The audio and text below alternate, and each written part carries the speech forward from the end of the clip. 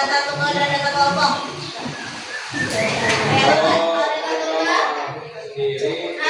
Datanya sederhana ya. Nah, biasanya tanda koma itu data tunggal. Kalau data kelompok ada apa? Ada interval, betul. Ada interval. Ada yang tahu nggak langkah-langkahnya seperti apa kemarin? Masih ingat nggak?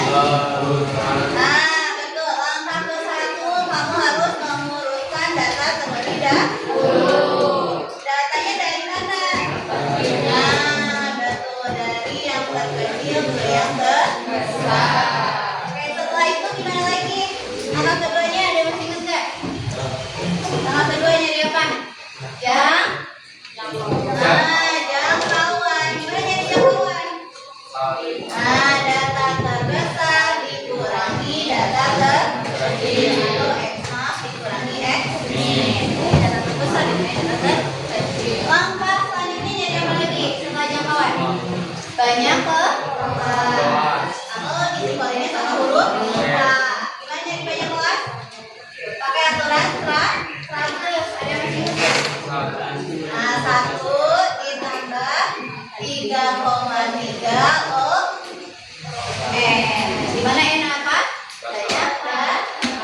Terus nyari apa lagi? Nyari panjang kelas. Gimana nyari panjang kelas? Ada yang masih ingat nggak? P sama dengan J dibagi H. Oke, bisa kami jangkauan dibagi banyak kelas. Selanjutnya ada apa lagi? Nyari tepi bawah dan tepi atas. Kalau tepi bawah gimana nyari tepi bawah? Ayo, ada yang masih ingat nggak? Batas bawah ditambah apa dikurangi? Dikurangi berapa? 0,5. Kalau nyari tepi atas? Nah, nyari tepi atas berarti batas atas ditambah 0,5. Nah, ini langkah-langkah mengubah dari data tunggal menjadi data kelompok. Oke, ada yang mau ditanya? Tidak ada? Nah, nanti tinggal menyesuaikan ya. Banyak kelasnya. Kalau misalkan interval ke 1 berarti data terbawah tinggal ditambahin apa? P kurangi 1. Ya. Oke, selanjutnya kita akan bahas yang kedua. Setelah mengelompokkan data, kita akan bahas mengenai ukuran pemusatan data. Oke, tujuannya coba kita baca ya.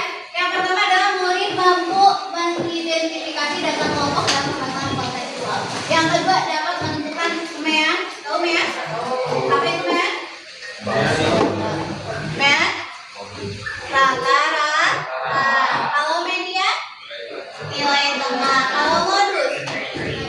Nilai yang sering muncul. Oke, sudah pernah mendengarkan itu ada materinya bulan ya? Di kelas 8 dan kelas 9.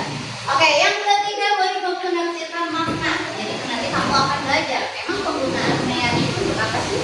Median itu untuk apa sih? Modus itu untuk hari ini ibu pembelajarannya akan menggunakan pembelajaran berbasis masalah. Jadi nanti akan kalian diberikan beberapa masalah setiap kelompoknya dan untuk diselesaikan satu-satu. Oke, jadi namanya pembelajaran. Oke, manfaatnya bisa digunakan untuk melakukan kebiasaan atau tren untuk pembelajaran dalam satu keadaan dan mengambil keputusan ya. Pastinya kalau belajar sertifikat berarti mengambil keputusan. Oke, coba ini ada masalah ini. Masalahnya itu ada si Pak yang kita ini Pak Budi. Jadi Pak Budi itu jualan nasi goreng. Nah, ya. Jadi Pak Budi itu nyatet selama 1 bulan jualan nasi gorengnya. Misalkan hari ke-1 jumlah yang terjualnya 45, yang kedua 52, yang ketiga 48 dan seterusnya. Terus dibuat histogramnya. Ya, kalau ini jadwal batang ya, bukan histogram. Karena kalau histogram bedanya isi batangnya ada yang peta. Nah, kalau ini bagi jadwal batang. Nah, dari sana, dari data sana, si Pak Budi itu kan kalau misalkan sebagai penjual, tentunya kan tidak mau menyanyiakan bahannya. Nah, supaya bahannya itu enggak terlalu banyak dan juga terlalu sedikit, nah Pak Budi itu mengambilnya itu dari apa? Apakah dari rata-rata, dari median, atau dari modus? Gitu ya.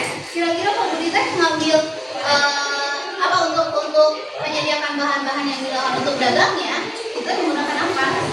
Ya, dari data apa? Data penjualan selama 1 bulan. Oke, bisa kami? Nah, ya itu masalahnya. Oke, sekarang ibu akan bagi jadi beberapa kelompok. Tapi sebelum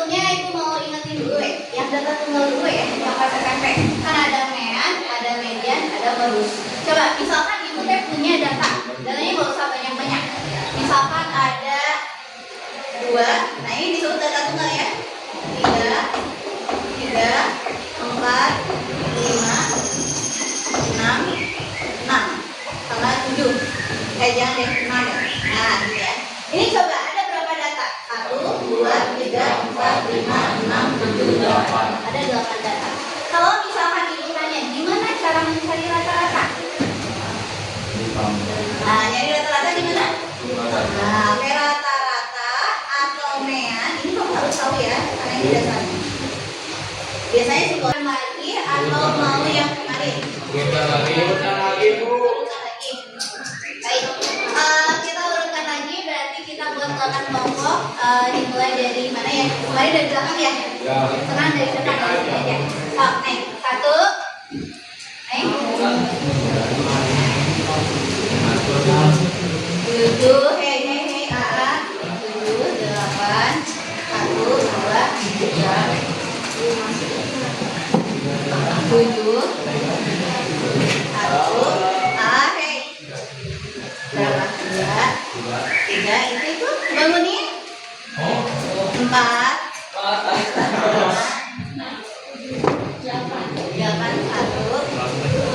3, 4, 5, 6, 7 ya? Kamu udah ulang lagi. Berarti ini sana ya? 8, 1 berarti ya? Oke, 1. Silakan duduknya berkelompok lagi. Ikut tentukan aja ya. Kelompok 1 ada di sini. 2, 3, 4, 5 di belakang 4, 6 di belakang 3, 7 di belakang 2, 8 di belakang 2. Silakan duduknya berkelompok. Ibu ini kecil ya.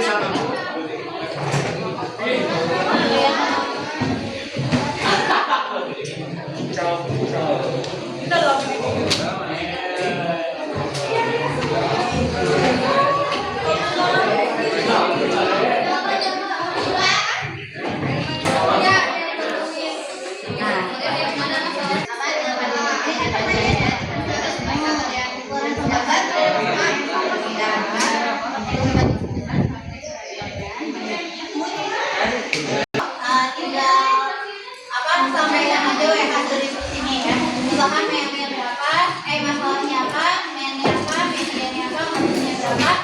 Terus mungkin bacain kesimpulannya aja ya. Jadi gitu ya presentasinya ya. Ini cuma sebentar doang. Sekarang ibu mau. Yuk. Coba tolong perhatikan ya, ini siapa yang akan presentasi kelompok nama ya. Dari 1 sampai 8.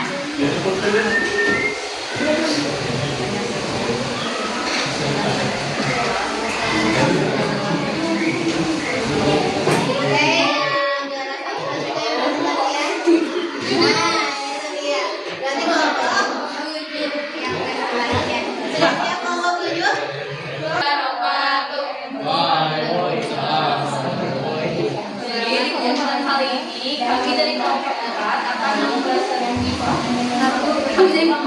akan mempresentasikan hasil diskusi kami. Sebelumnya, perkenalkan dulu, saya Zalfa dari absen Pancasila. Perkenalkan, saya Alisa. Saya Medina dan 25. Oke. Langsung saja untuk mengevaluasi. Jadi, hasil dari yang buat hasilnya 62,2. Selanjutnya ada topik yang akan dibahas selanjutnya.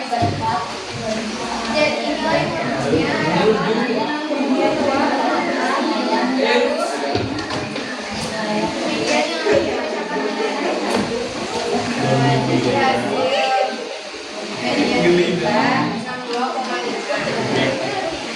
selanjutnya ada kesimpulan yang akan dibacakan oleh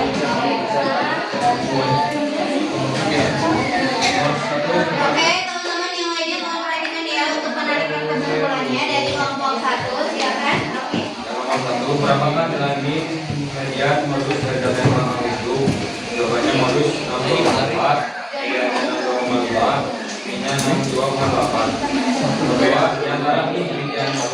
yang paling mewakili penyelesaian masalah dalam kondisi tingkat. Jawabannya MIM, karena guna menentukan dasar dan kuat dan tinggi agar kemudian dapat menyelesaikan suatu perkara. Oke, ini kasusnya apa? Masalahnya apa? Oh, berat badan. Oke, berarti menurut kelompok 1 di antara media bagus yang mewakili adalah ya. Oke.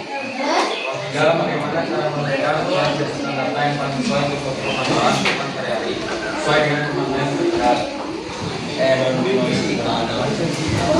Menentukan nilai, menentukan frekuensi, menentukan nilai tengahnya, data berkembang, lalu menggunakan puisi, ekspor, dan empat, apakah pemilihan selalu terjadi pada data terbaik untuk semua kasus? Jawabannya tidak terbaik untuk semua kasus karena pemilihan atau penyampaian data. Jadi ada beberapa kasus yang bisa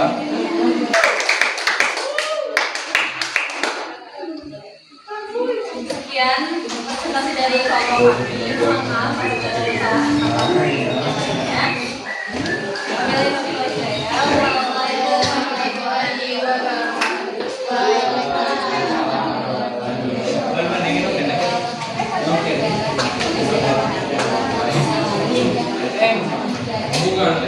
Oke, ada yang mau presentasi lagi? Ada yang mau presentasi lagi nggak? Kelompok 8 mau presentasi? Mau katanya Bu. Mau katanya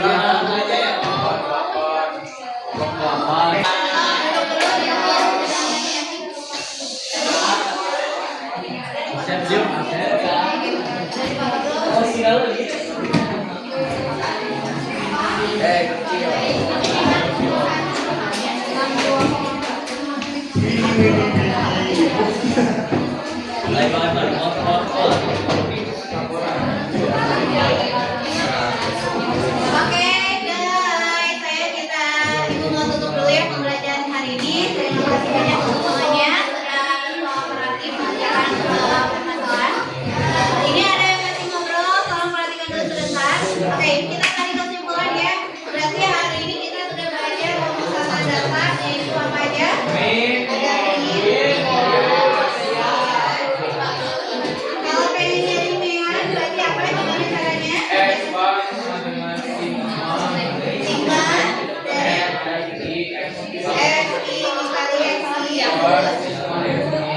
Oke, kalau nyari media, gimana nyari media? TB, apa TB? TB apa TB? Figurasi apa FK? Referensi kumulatif hati-hati ya, kalau ngerjain media pakai SK-nya yang sebelum, jangan yang kelas tengahnya. Terus FI-nya berarti frekuensi medianya. Kalau P disebut apa? Panjang. Itu yang di belakang. Oke, gimana jadi modus? Nyari modus gimana?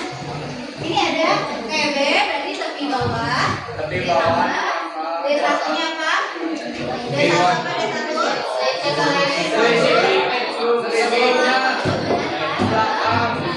Kalau D2 apa? Kelas modus dengan kelas sesudahnya dikalikan sama P. Oke, ayo kita simpulkan. Sekarang ada beberapa pertanyaan. Kita refleksi dulu ya. Berarti ke diri sendiri. Oke, refleksi diri ya. Yang pertama, apakah kamu sudah benar-benar memahami materi ini? Ada yang lumayan, ada yang ini dan tengah-tengah ya. Yang kedua, bagian mana yang menurut kamu paling sulit di materi ini? Jadi apa? Cari kesimpulan. Oke, tadi yang kelompok 1 menurut Ibu sudah bagus ya. Nah, yang mewakili setiap kasus memang beda-beda. Ada setiap kasus, ada yang kasusnya menggunakan mean, ada yang menggunakan median, ada yang menggunakan modus. Oke, terus tadi kan ada yang disinggung masalah nilai ekstrim. Mungkin juga ya, kalian ada yang nyari di internet, ada tiba-tiba nilai ekstrim. Jadi Ibu jelasin sedikit ya. Memang semua permasalahan itu tidak semuanya menggunakan mean atau rata-rata. Kan biasanya beda pun dari rata-rata aja ya kan kita rata-ratanya sabaraha gitu kan ya. Tapi tidak semua kasus bisa menggunakan mean. Kalau misalkan ada nilai ekstrim. Tadi nilai ekstrim sudah Ibu singgung ya. Nilai ekstrim itu adalah nilai data yang melenceng.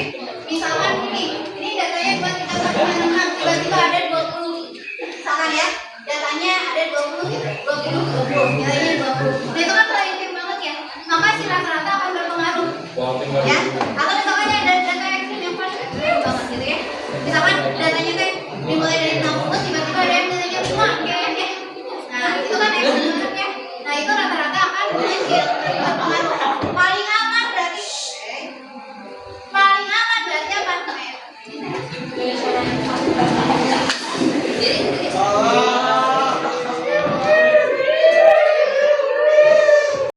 Berarti kesimpulannya tadi untuk paling aman itu nyari mediannya. Berarti itu ya, dibandingkan median dan modus. Ya itu median itu udah nilai tengah itu paling aman untuk menggambarkan permasalahan. Oke, bisa dipahami ya. Nah, apa yang akan kamu lakukan untuk memperbaiki pembelajaran hari ini? Apa kira-kira? Oh, ya, minta. Terus apa lagi? Nah, itu kan hanya Oke, kepada siapa kamu akan minta bantuan? Oke, kepada teman yang udah paham, ada guru, boleh pakai media internet? Boleh. Terus jika kamu dari bintang 1 sampai 5, berapa bintang yang akan kamu berikan kepada diri kamu sendiri? Bintang berapa? 1 sampai 5. Nah, ya. Oke, berarti mudah-mudahan pembelajaran sekolah berikutnya itu lebih baik dari